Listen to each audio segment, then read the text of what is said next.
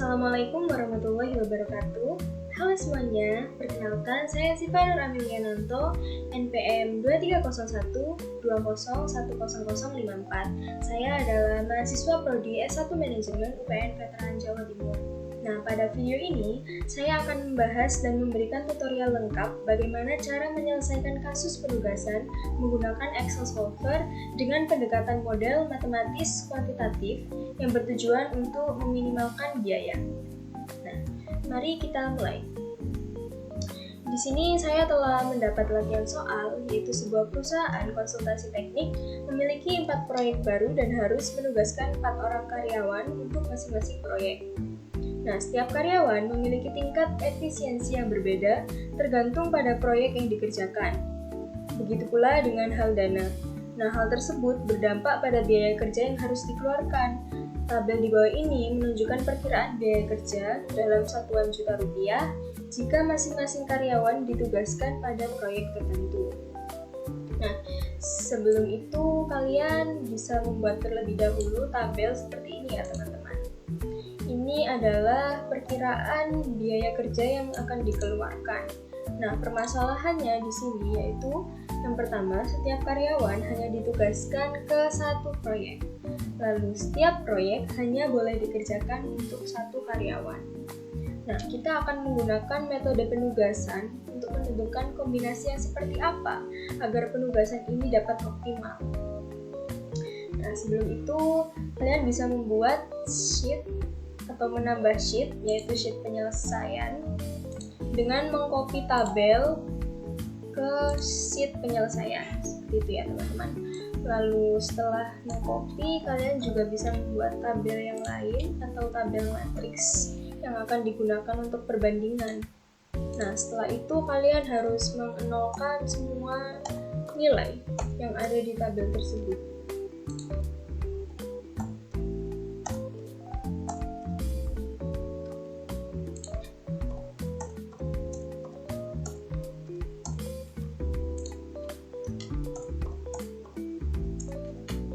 Oke, setelah semua nilainya telah dinolkan, lalu kita akan membuat jumlah pada baris dan juga kolom. Untuk penjumlahannya, kita akan memakai rumus sum, lalu kita drag satu persatu barisnya.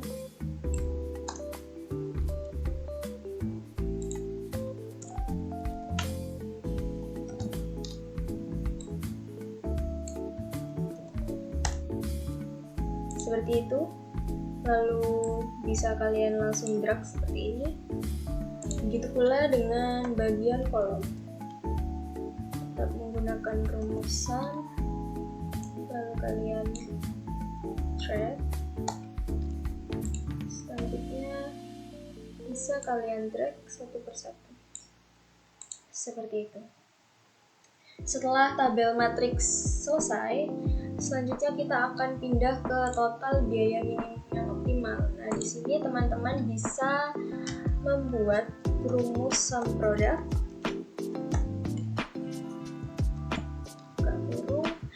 Kalian bisa membandingkan atau mengisinya dengan perkiraan biaya dari tabel dengan nilai 0 dari tabel matriks. Nah, seperti itu, maka hasilnya akan 0 ya. Oke, setelah step ini, kalian akan masuk pada fitur data, lalu kalian klik bagian solver di sini. Nah, jika kalian belum memiliki solver, kalian bisa menginstal atau mengunduhnya terlebih dahulu pada fitur file. Lalu kalian pilih opsi. Nah, seperti ini. Lalu kalian klik data. Nah, mungkin akan sedikit berbeda tampilannya karena saya telah menginstalnya. Tetapi solver berada pada bagian opsi dan data. Seperti itu. Oke, karena saya sudah memilikinya, maka akan saya lanjut ya teman-teman. Jadi seperti inilah tampilan dari solver parameternya. untuk yang pertama adalah set objektif. Nah, set objektif ini teman-teman bisa pilih pada bagian yang telah teman-teman hitung menggunakan rumusan produk tadi. Nah, di saya ini ada di L8.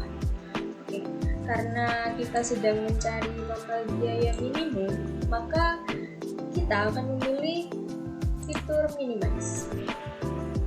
Oke, selanjutnya by changing variable cell. Nah, kita akan mengisi dengan tabel matriks yang nilainya 0 ini. Oke, lanjut. Lalu untuk subjek pada constraint-nya, kita akan meng-add satu persatu ya teman-teman. Bisa dimulai dari jumlah barisnya. Maaf.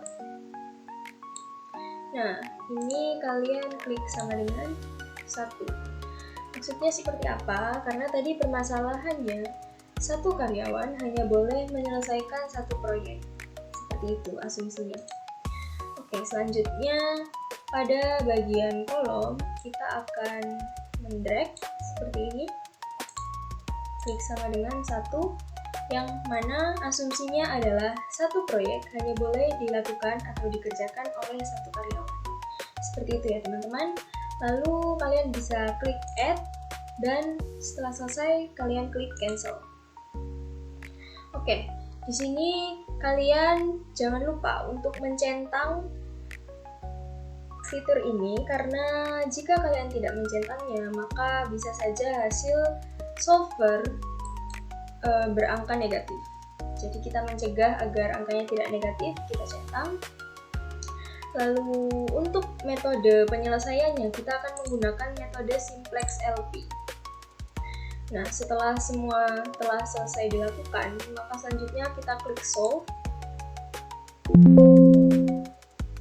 Oke, jadi ini telah berhasil ya teman-teman. Di sini tertulis kalau solver telah menemukan solusi. Lalu apa langkah selanjutnya? Langkah selanjutnya kita akan mengklik ini, keep solver solution. Kita klik OK. Nah, maka akan muncul total biaya minimum yang optimalnya yaitu 31 juta. Karena tadi kita memakai matriks satuan juta ya teman. Sekarang bisa dilihat pada tabel matriks telah terdapat posisi-posisi di mana asumsinya seperti ini ya teman-teman.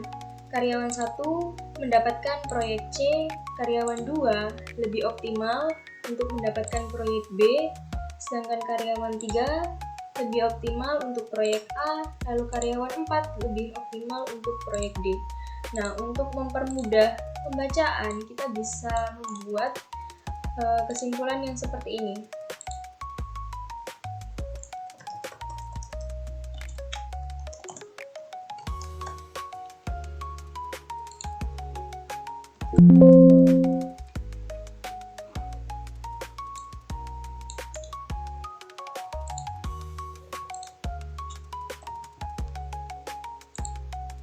Karyawan 1 tadi di proyek C, proyek B, proyek A,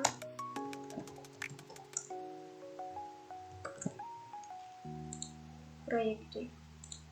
Nah, seperti itu ya teman-teman.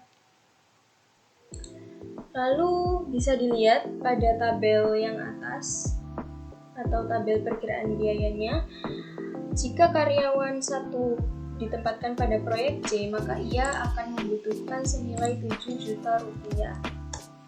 Lalu jika karyawan 2 berada pada proyek B, maka biaya yang dikeluarkan yaitu 6 juta rupiah. Dan jika karyawan 3 berada di proyek A, maka biaya yang akan keluar adalah 8 juta rupiah. Sedangkan karyawan 4 yang berada di proyek D yaitu 10 juta rupiah. Nah, jika teman-teman ingin memastikan kembali apakah hasil dari solver telah benar, maka kalian bisa menghitungnya kembali secara manual dengan menggunakan rumus SUM.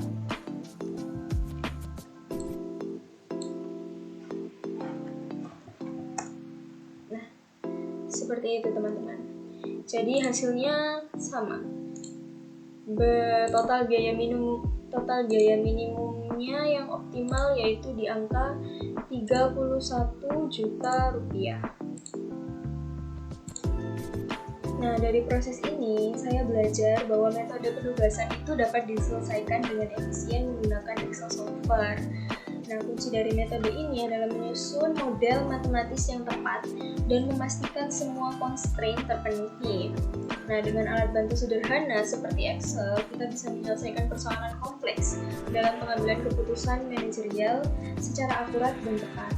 Nah, sekian tutorial dari saya, semoga bermanfaat dan bisa membantu teman-teman memahami metode penugasan dengan lebih mudah. Terima kasih telah menyimak. Wassalamualaikum warahmatullahi wabarakatuh.